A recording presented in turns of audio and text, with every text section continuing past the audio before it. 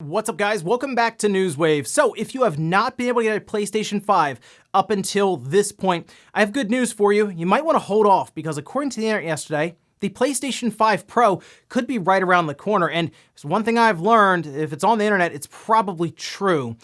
Except for this case. This is something we talked about months ago. And you know what, we'll go over it again here today so you understand exactly why PlayStation 5 Pro was trending yesterday, and to be honest, why it really doesn't mean a whole lot of anything. Also, we're gonna go over CD Projekt Red and Cyberpunk 2077, as it does look like the game has broken street date now, with several people getting their hands on the game after Best Buy and other retailers actually shipped it out a bit early. And then the RTX 3060 Ti did launch yesterday, and exactly what I thought was gonna happen did happen, as they sold out and then popped up online for twice the price. Guys, if you enjoy these videos, make sure you hit the like button, helps out a ton. And if you're brand new here, hit the red subscribe button down below. And we're gonna start today with Okami HD.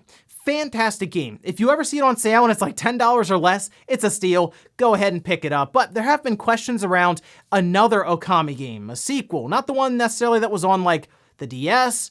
No, like a true console sequel. Would that ever happen? Because we've seen Hideki Kamiya kind of tease this at Platinum Games a couple times. Maybe he's trying to prod and poke at Capcom to do something with the IP.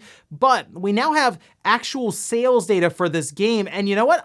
I think we can do it. I think Capcom should make another Okami game because it looks like the sales numbers are at least there. Let's go over to here. This is Nintendo Everything. These came from the Capcom leak, it appears, as more information continues to trickle out. The Switch actually sold 600,000 copies of Okami HD, by the way.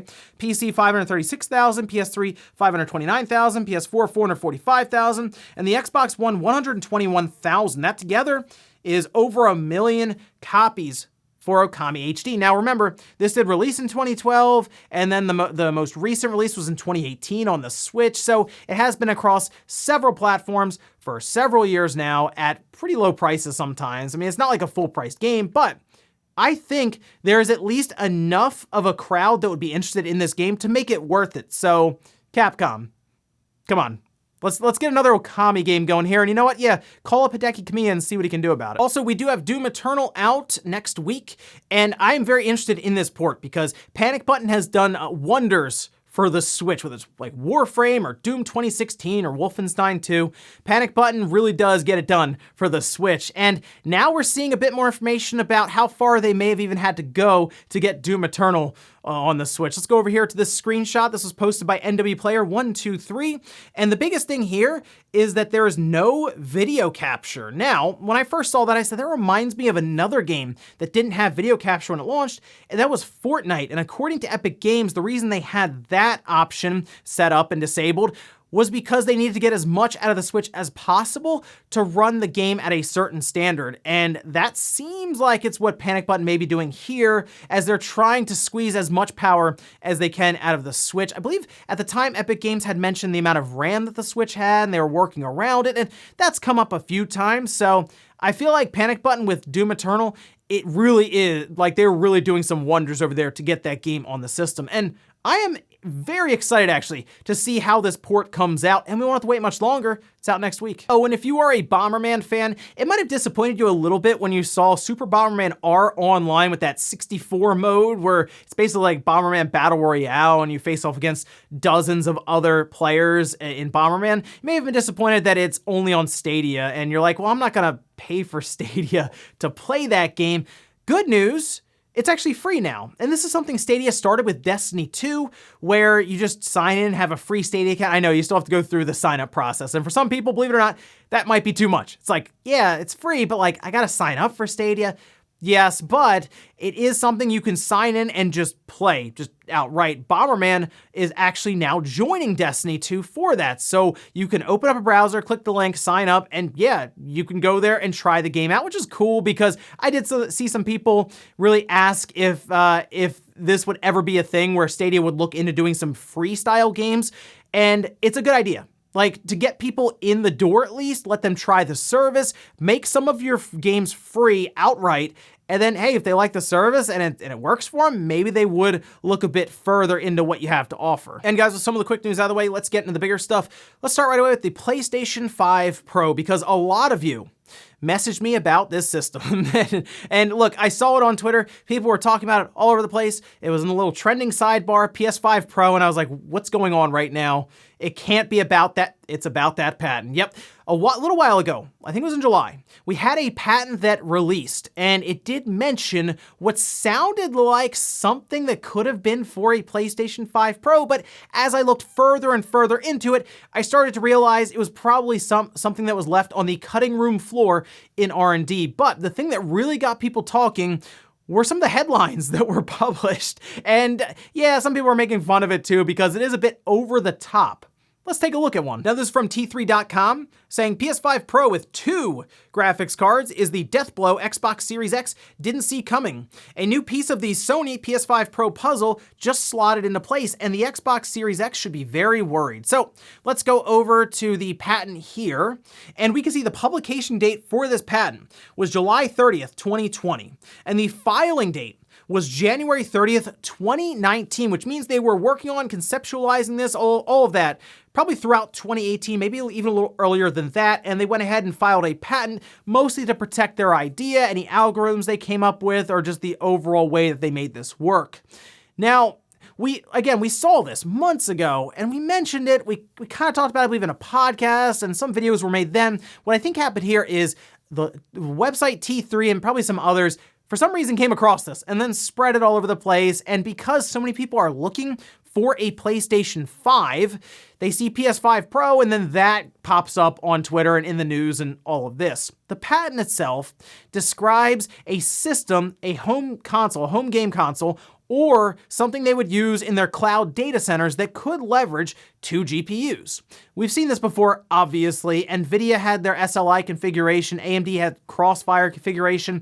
They don't really leverage or talk about that as much anymore. It was really big, like a decade or so ago, maybe a little more. And we would just drop video cards in, got that little bridge at the time that was made like a little ribbon cable, and you were the cool person with 2 video cards in your system. But now video cards have advanced so far that it's like almost unnecessary. It's unneeded for just playing games for the most part. So hearing that Sony would try something like that for a Pro, to me doesn't make a lot of sense with AMD's roadmap. What I believe happened here and what we are looking at was something they conceptualized while they were working on creating the PlayStation 5, because there was a rumor for a while that Sony was actually trying to get the PS5 out like a year early. This, again, was mentioned around that time on Twitter when this patent first showed up. And if that was a thing and Sony was trying to get this out in 2019, maybe AMD would not have had their current technology ready to go, as Microsoft even had to wait a little longer to get something else in their chip, and that's why they couldn't provide enough Xbox Series X's compared to what they were trying to this year. And what we're looking at is Sony's other path to get the PS5 ready to go for 2019. I mean, really, if you think about it, back in the day, if we couldn't afford the big new video card or it wasn't out yet, we would take another video card and just drop it into our PC to try to get better performance. It could have been something that Sony was planning and working on, and you know what? It's still something they could do for a PS5 Pro someday. I just don't think it makes a lot of sense considering we see the route Microsoft went and that Sony overclocked a chip that is a bit smaller. They could probably build out on that chip, and we hear about technology advancing further to 3 nanometers now for some of these chips. I just don't see why they would go about doing 2 GPUs when they could probably build out 1 and get similar power overall for the cost even. I mean, you get them the pricing, it's a bit out there for me anyway, but I will tell you, most likely this means nothing going forward. And the good news here is if you just bought a PS5, don't worry, we probably won't hear about a PS5 Pro for like another 3 years or so, and even then it might just be a rumor. I actually would expect a Slim before a Pro, but you never know. There could be a mid-gen refresh. It would follow the same trend from this previous year, or this previous generation, but we are working with systems that will also apparently support 8K going forward, so they feel a bit more future-proof now than they did back in 2013. Next up, let's talk about CD Projekt Red and Cyberpunk 2077. It has now broken street date. What that means is, a lot of times at retail, retailers, we would get in shipments early for the game, like a week or so early, and it'd have tape on the outside that says, do not sell, street date for, in this instance, December 10th. Don't sell before then. You might not even have to open it unless you have to count how many are in there to make sure it lines up with what's in the computer, but it looks like Best Buy and others have been shipping them out. We can see this tweet here. This is from Carnage, pointing out, hey, they have a PS4 copy of Cyberpunk 2077. Several other users on Reddit and Twitter followed suit, showing off even a collector's edition, which looks really, really good, by the way. And we even had one person on Twitter mention that there is a patch that is a whopping 56.3 gigabytes. That's pretty high, and now people are wondering if that's a content patch or a content download to go along with what's on the disc, but this did prompt CD Projekt Red to release their own statement saying, "We kindly ask you not to stream, let's play, or release any similar content before December 9th, and it'll be at 3 a.m. Pacific time." Oh, there's our embargo date. "We will send Max Tac, the guys who take down videos, after everyone who does. After that date, however, we would love if you'd streamed everything like there's no tomorrow." Now, they also showed off a photo mode yesterday, which, by the way, looks awesome if you're someone who's really into kind of freezing the action, kind of panning the camera around, changing saturation, exposure, contrast. There's a lot of settings there. So yeah, photo mode for Cyberpunk is gonna look really, really cool with some of the stuff people post online. But look, this game, people have been waiting, like I said before, an entire generation for it. So if your local mom and pop shop is selling this thing, and even if it's like $100 more, some people probably will pay it to get it early. And it seems like right now, retailers probably dealing with a lot of stuff with the PS5 and the Xbox Series X. Yeah, they're sending these different games out early. And while I'm sure CD Projekt Red will go around striking down videos, because we've seen companies do this, like Insomniac did with Spider-Man even, they're probably not going to get all of them. So the next 7 days are going to be tough if you're trying to avoid spoilers. There's a good chance you might have something spoiled on Twitter, on Reddit, a YouTube thumbnail. Good luck over the next 7 days. It is going to be tough. Next up, let's talk about sales in the UK for the month of November, because this does cover the PlayStation 5 and the Xbox Series systems launches, and it also covers the Switch, which, by the way, has been accelerating heavily heading into the holiday season with a pretty good Black Friday overall. Let's go over here to gamesindustry.biz, where they describe exactly what happened here with the different placements for the systems. The most successful machine of last month was the newly released PlayStation 5, which means that Nintendo Switch had to settle for second place for only the third time in 2 years. Even so, it was a big month for Switch, with hardware sales up 96% over the previous 4 weeks. The console had a very successful Black Friday, and so far this year, Switch hardware sales are up 63.1% year on year, and that probably has a lot to do with that Mario Kart bundle. Remember, a lot of people were making fun of that bundle. It's selling really well. In fact, it's actually being marked up online. Yes, we're in the Switch's 4th year, and it's still being marked up on eBay. That's wild stuff right there. But the PS5, as we would expect in Europe, doing very, very well for its launch month. Microsoft and their Xbox Series system seemingly in like 3rd place. They had some issues with stock. I do wonder if they were able to produce more, if they would have been up there with PlayStation though, because Europe generally is like PlayStation territory for the most part. And like I said, expected. I'll be curious to see how things go in December in the UK, because the Switch is picking up steam. That was a question that a lot of people had. When the PS5 and the next Xbox, when that generation starts for them, right, on that side, will the Switch, which I guess is in the same generation, that's still a whole conversation on its own, but will the Switch be able to continue its momentum? And it's pretty obvious that it will, because it still provides something different. It's a hybrid system. It's not a system that you plant in front of your TV, in an entertainment center, you never touch it again. The Switch is just an overall different concept where you take it on the go with you. I mean, I'd consider it more of like a companion system, right? At this point, if you buy a PS5 or an Xbox Series system, you might even end up buying a Switch as well next to it, or already own one. So yeah, the Switch will do well, I would say, even after these systems settle in with the PS5 and the Xbox. And yeah, the PS5 is going to continue selling out because the hype is at an all-time high. Looks like 900,000 consoles sold in the UK in the 4 weeks tracked in November. So yeah, consoles in general right now doing really well. In our last bit of news, let's talk about the RTX 3060 Ti and the launch that NVIDIA attempted yesterday. Look, some people did manage to get an RTX 3060 Ti, which is good news, because that's generally how we all want it to go down, especially NVIDIA. They don't necessarily want to sell to scalpers who are then just going to take it, turn around, and sell it for twice the amount. NVIDIA is actually trying to get these cards into the hands of customers that actually want to use them. But unfortunately, a lot of retailers like Newegg and Amazon and others who did list them got hit with a massive amount of traffic. They even were tweeting about it on Twitter and all this, mentioning how many people or how many, I guess, just different accesses to that website did take place. And the site struggled, went down, came back, cards were gone, and then we have listings like these on eBay, where 5 of them exist right now, 3 available, 2 sold at the time of this recording, $750 each for the RTX 3060 Ti, and that's just a pre-order, I guess, that they managed to get in. Yeah, that's great. This is kind of expected, right? I mean, now we've seen this from AMD, Nvidia, Microsoft, Sony.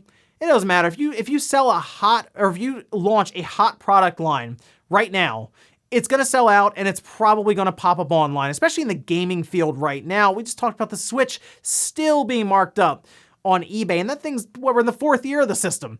So yeah, naturally the RTX 3060, which is a great card for the price, the 3060 Ti at $400, now costs more like $750 to $800. Basically an RTX 3080, at least what Nvidia wanted to sell it for. And we'll finish up with the comment of the day as you're seeing here. This is from Connor saying, Sony isn't mad since they're just going to sell more systems because of this. This, I believe, is referencing Sony doesn't mind selling a PS5 to a scalper as long as they're just selling a PS5 in general. And that is actually incorrect, mostly because the industry, Sony, Nintendo, and Microsoft, as much as people don't like to hear it, is all based on monthly active users. A system is just basically a guarantee for them to get a monthly active user because you're probably spending $400 or $500 on a system because you intend to use it or give it to someone who's going to use it.